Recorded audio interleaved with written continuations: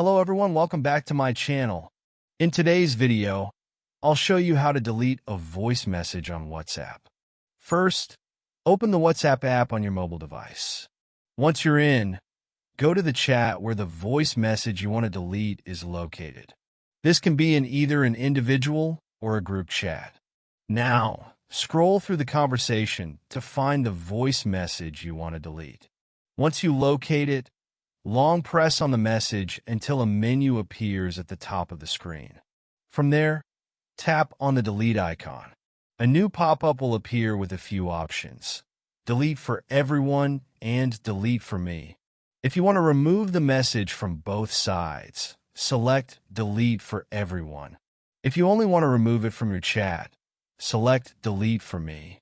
Keep in mind that the delete for everyone option isn't available for older messages.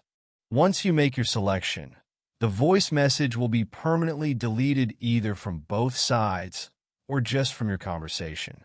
If this video helped, don't forget to like and subscribe for more tips. Thanks for watching.